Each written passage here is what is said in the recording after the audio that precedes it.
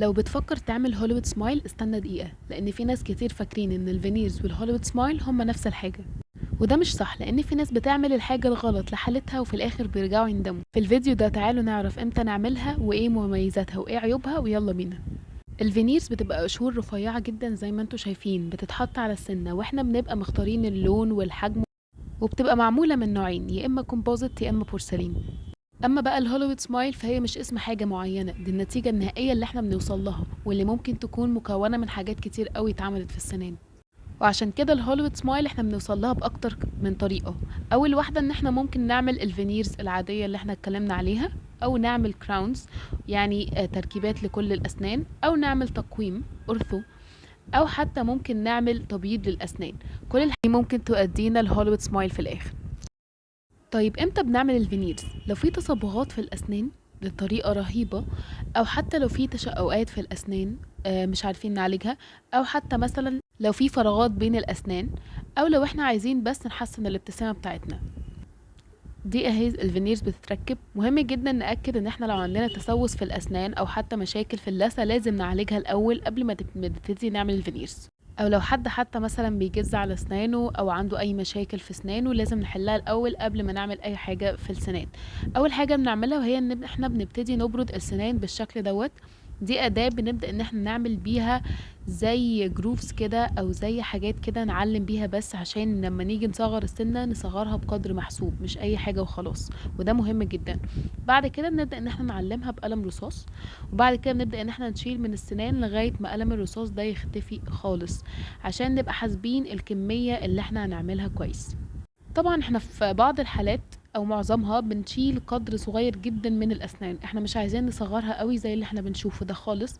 احنا بنصغرها يعني حاجة صغيرة جدا زي ما انتوا شايفين، بتبقى محسوبة بالملي، عشان ما ناكلش من السنان بشكل رهيب وفي الاخر يؤدي الى مشاكل في العصب، ان احنا ممكن نوصل للعصب ويعمل التهاب في العصب، وترجع في الاخر تعمل لسنانك كلها دي حشو عصب زي ما بيحصل في كتير مع الناس، وفي الاخر تنتهي بسنانك ضعيفة ومتاكلة وعمرها ما هتفضل معاك على طول. الفينيرز من اكتر الحاجات اللي محتاجة ان انت تروح لدكتور شاطر ويكون شاطر جدا كمان عشان يشوف الحاجة اللي مناسبة لحالتك ونعمل ايه بالظبط، عشان في الاخر ما ترجعش تندم. طبعا احنا لما بنعمل الفينيرز شكلها بيكون طبيعي جدا، وكمان بتكون مقاومة للتصبغات، وعمرها الافتراضي ممكن يوصل من 10 سنين ل 15 سنة لو اتعملت على ايد دكتور كويس.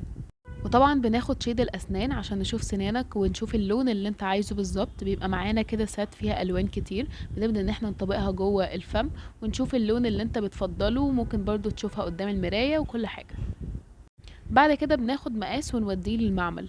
المعمل بقى هو اللي يبدأ ان هو يعمل لنا التركيبة، والمعمل الكويس هيطلع لك فينيرز كويسة جدا وهتبقى كويسة في بقك. طيب المعمل بيبدأ ان هو يفنشها كويس، بيحط عليها طبقة بتلمع كده عشان تديك احساس اللمعان بتاع السنان اللي احنا بنشوفه في كل المشاهير. بتبقى اسنانهم حلوة قوي وبتلمع كده، دي بتبقى فينيرز كلها. ودي بقى بتبقى الاسنان الفاينل ريزلت. ممكن نعمل الفينيرز للبق كلها، يعني السنان كلها ممكن تبقى فينيرز، او ممكن نعمل بس السنان الاماميه اللي بتبقى باينه في الضحكه يعني. بس مشكله الفينيرز انها بتقعد سنين قليله، وبتحتاج ان انت تغيرها على المدى الطويل، وانها غاليه جدا برضو.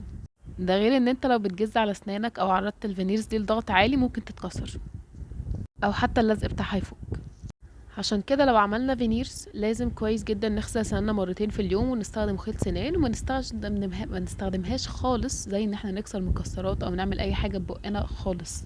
ده غير ان مجرد ما تعملها محتاج على طول متابعه مستمره مع الدكتور اللي انت عملتها عنده. لكن الفاينل ريزلت زي ما انتم شايفين حلوه جدا. بعد كده بنبدا ان احنا نركبها في بق البيشنت، بتبقى كل واحده منفصله زي ما شفنا، نبدا ان احنا نركبها ونلزقها ونتاكد من العضه بتاعته كويس جدا.